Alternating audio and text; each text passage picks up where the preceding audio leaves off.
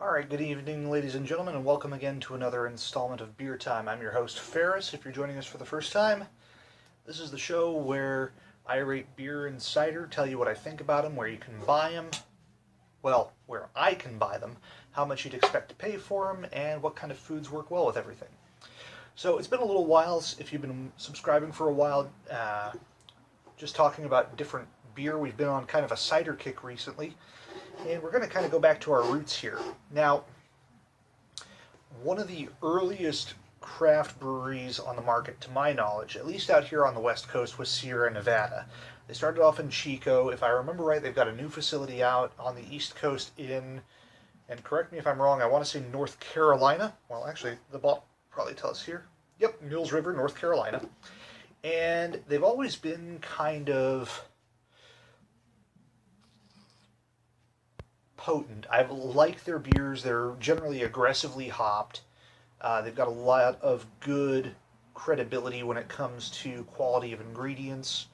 And they're also generally pretty available, at least out here west of the Rockies, and probably in eastern seaboard region. So definitely worth checking out. One of the things that they're kind of doing, and a lot of the bigger craft breweries are doing this, are kind of limited run versions of beers, and this is one of them.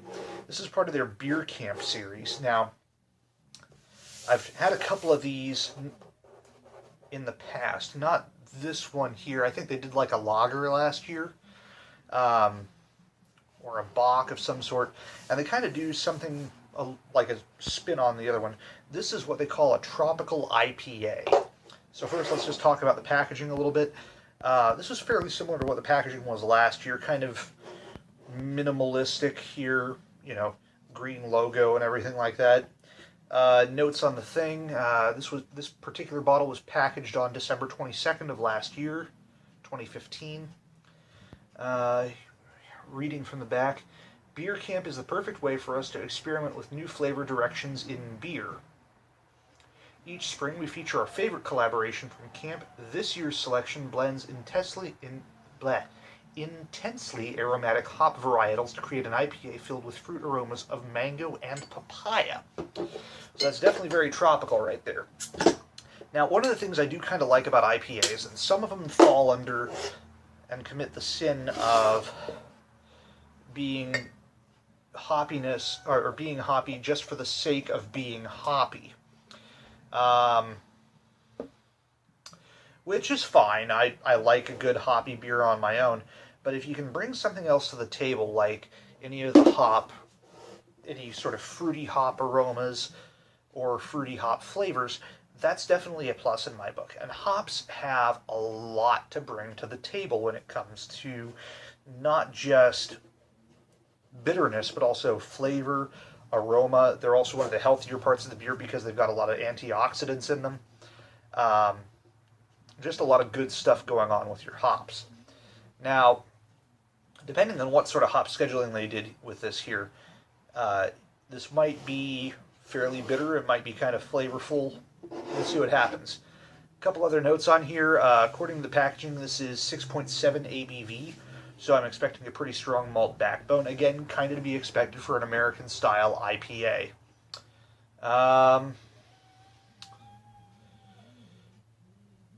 And that's about that there. They call this a spring seasonal, but while we're waiting for the head to dissipate a little bit more, I picked this up at Walmart. Ran me about $7 for a 6-pack. Again, your local mileage may vary. Just depends on what you're looking for. And just local suppliers and everything. But let's launch into the beer. Now, the head's kind of dissipating a little bit. I kind of goofed up on the pour there. But you can see the color and clarity is pretty good. Sort of pale caramel color there. Aromas are solid. I do have that hop earthiness and bitterness to it, but it's really kind of tempered out by kind of orange peel almost. Anyway, bottoms up.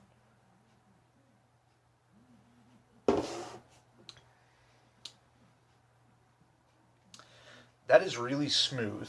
That's the first thing I'd say coming away from this here. Again, when you drink an IPA, especially out here on the West Coast, you can almost expect it to just be like hops in your face for everything. You know, you got that bitterness, and you just ride the whole wave of that. And if you've got a decent palate or an acquired taste for it, then you can kind of pick out, okay, there's pine, there's citrus, there's all these other notes to that. Not so much on this. It's very smooth. It doesn't hit you with that bitter, like, if you were trying an IPA for the first time, and I did for me, first sip I had, it was just, oh, God, what am I drinking? This, I don't know. Maybe it's because I'm conditioned to it or what have you. But overall, it's got a very smooth presentation up front. Doesn't really clobber you over the head with that hop bitterness. It's got a really good malt backbone that blends it together. And you do get those island flavors coming through, especially on the aromatics on there.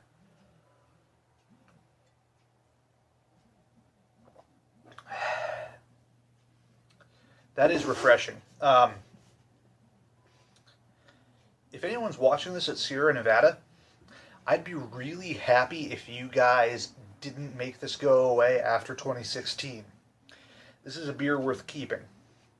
Why is that? Well, for one, in my opinion, that smoothness to it, that's going to really appeal to people who generally don't seek out IPAs. On that level, you're going to open up a whole bunch of new market there. It's going to be a real good exploratory IPA for people trying to break into it. Second thing, the pricing is actually really nice, at least out here. Some of the craft brews, depending on what you're looking for, can get kind of on the pricey side, like $9, $10 a six-pack. This is good. And it's unique. You know, like I said, a lot of IPAs do ride that bitter wave. I'm not complaining.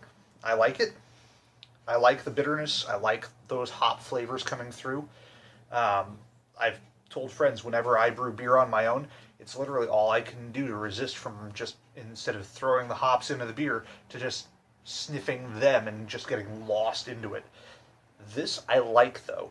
It's balanced, it's even keeled. It's not going to put people off. Like, I could see if I was going out with a few friends, I could get a pitcher of this, split it between them, and no one would really complain terribly much. Now, food-wise, I'd still say your standard IPA pairings. Generally, IPAs tend to pair well with spicier foods. This, I could also, it's almost to the point where it's smooth enough where it could go with non-spicy food and not be overpowering. I will say, though, be careful with this. This is 6.7% ABV. It does not taste like a 6.7 ABV beer. It almost tastes more like a very aggressively hopped, like 5% ABV. So, if you are one of those people that doesn't have as good a tolerance on beer, just know your limits. Again, you should always be drinking responsibly, so that's something to look for. Other than that, let me think.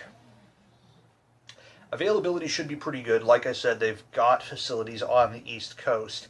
Don't know how up to speed they are on production for that or what their distributorship is. So if you're on the East Coast, I don't know. West Coast, you should be pretty reliable to find this. California, Oregon, Nevada, Arizona, all those places. Should be able to find this pretty easily. They do say it's a spring seasonal. You know, you could drink this almost year-round. Yes, there are different types of beer that appeal to a certain season. And we'll touch on that in a couple other videos there. Maybe when we go into a Marzen or something like that. Or or even the Winter Bock, the Winter Ale videos that I've done for the Jubile Ale. So go ahead and check those out if you want a couple of thoughts on that. But even then, this is easy and smooth enough that you could really, it's a good year-round beer, summer even as well too. Now, is it sessionable? At 6.7, it's getting kind of up there. While it's definitely smooth enough that you could drink after doing, like, say, an hour's worth of yard work or assembling furniture or what have you, and you could do that. Again, I would be kind of careful. This is kind of potent to start just pounding down one after the other. And while it is smooth, I will say it is smooth for an IPA. If you're used to drinking something like Bud or Michelob or any of the lagers or something like that, this is going to bring a lot of flavor to the table. You might not be used to this. So, forewarned is forearmed. Other than that, I can't think of anything else really to add to this. It's a good beer. Definitely go out. I will be buying this again. Mostly because I'm kind of afraid that they won't keep it on after spring of 2016. So, if you can, get it. Definitely pick it up at a bar if you see it on the tab there and you want to try something new. Or even if you're just wandering through on a beer run, definitely something worth trying out. But it's definitely on my list. I do like it. I love it. Really, I'm an IPA fan, and this is definitely something I've been a fan of. Anyway, that's all the time I have for right now. In the meantime, please subscribe. Follow me on Twitter at @iron_fox. In the meantime, thank you for watching. Keep your eyes peeled, tuned to this channel. In the meantime, cheers. Please drink responsibly.